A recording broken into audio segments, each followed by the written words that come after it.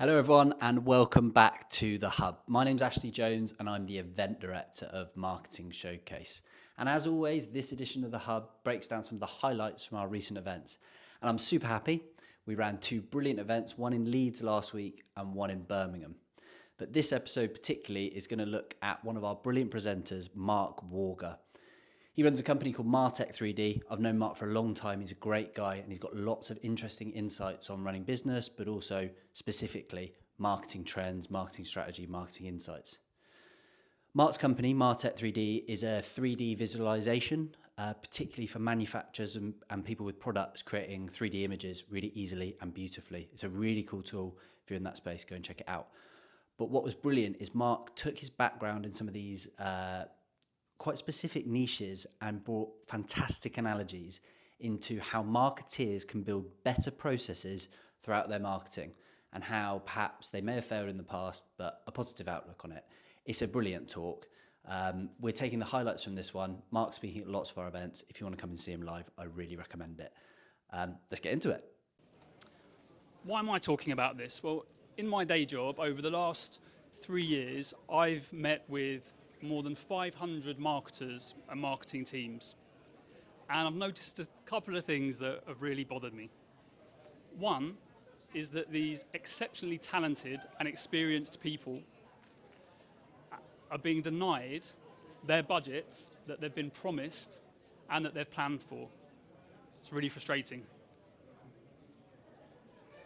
The second is that, and it's actually worse than this, that at board level and at executive level, there seems to be a massive underrepresentation of marketing professionals in those key decision-making areas, at least in our industry, which is B2B, manufacturing, and so on. It's almost like there's an invisible ceiling where marketing professionals seem to be somewhat dismissed in favor of ops, in favor of finance, and even in favor of sales as well.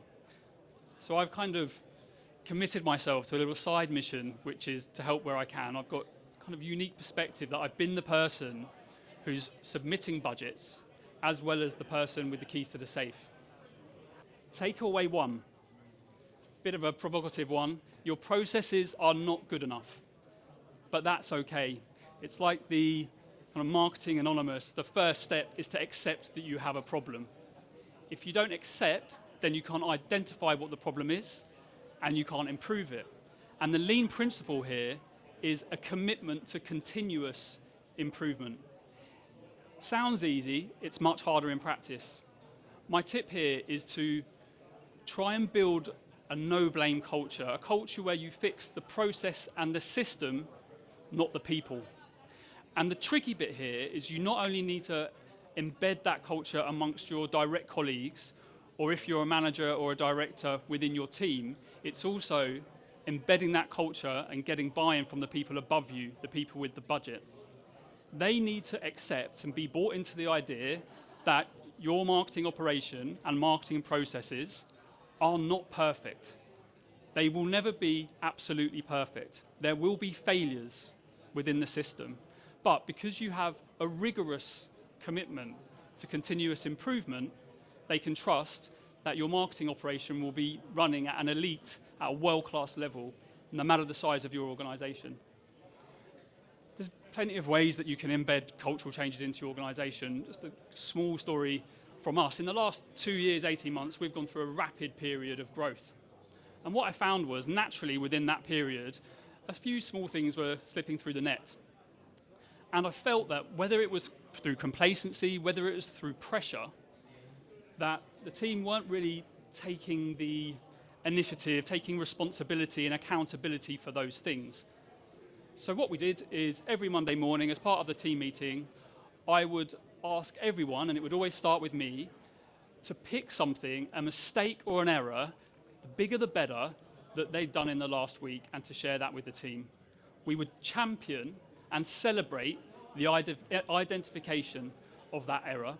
We would work together to try and understand the source of the failure, the process that led to the error, and then fix it together. And I was really careful that after the meeting, I'd always, speak to people individually or pop them a message just to say, thanks for your bravery in sharing that. It's a commitment to improvement within the team.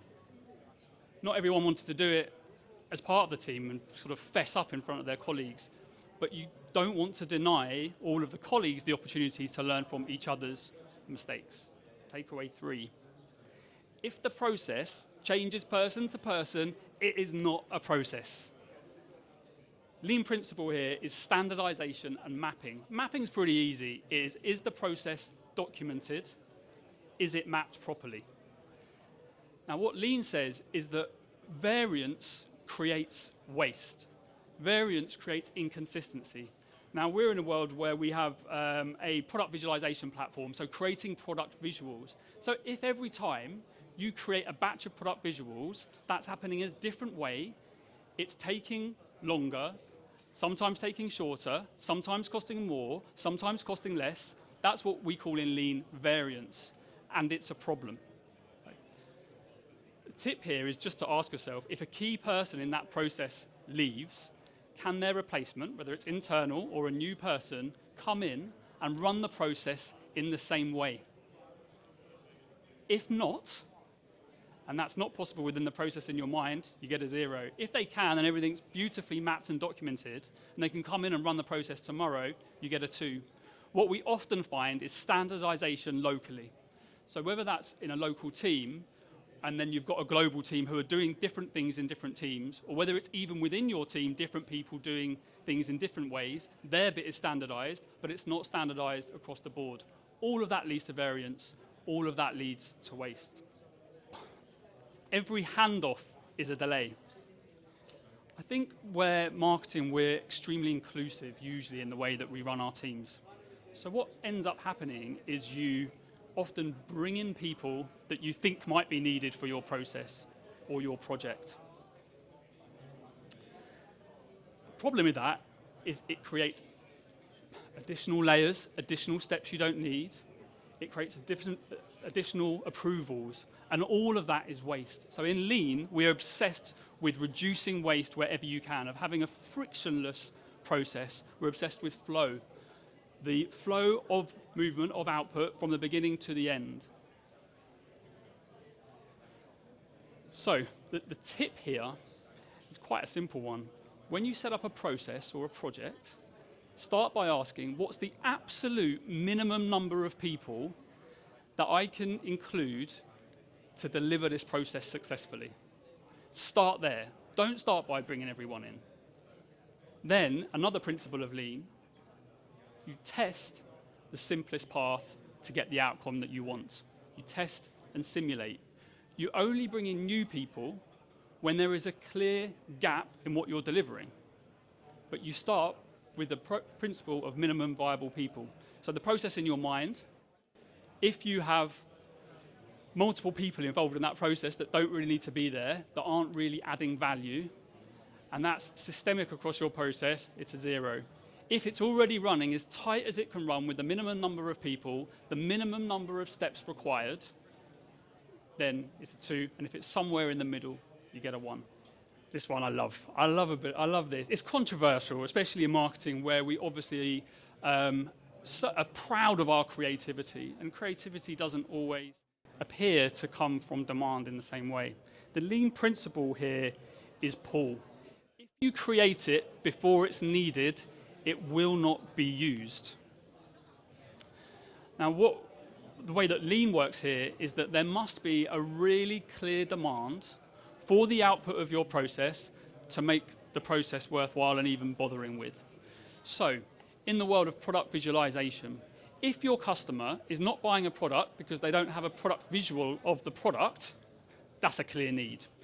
If your competitor has better product images than you, and as a result, your customers are potentially going to them or putting them higher up in their shortlist of suppliers, then you have a need. If those two things aren't happening, or something similar, you don't have a need. So what you shouldn't be doing is saying, do you know what?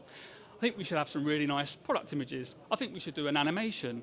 I think we should do some other visual because we want to and we think it will work. In times where budget is tight and you need budget to be approved, it has to come from a really clear demand. Okay. My tip here is don't act until you feel the pain. And it's really hard to put up with. It's really hard to go there. But it usually is pretty clear. When you feel that pain because you don't have that thing, that is the time when you introduce the process and you define the output and make sure it's aligned to value. Thanks very much for watching another episode on The Hub. I hope you enjoyed it and took lots from it. Of course, if you want to see this content live, we run these events across the country. You just have to head over to our website to find your local venue, and we would love to see you at a Marketing Showcase very soon. Make sure if you're not registered, you are subscribed to The Hub to get more content like this directly to your inbox.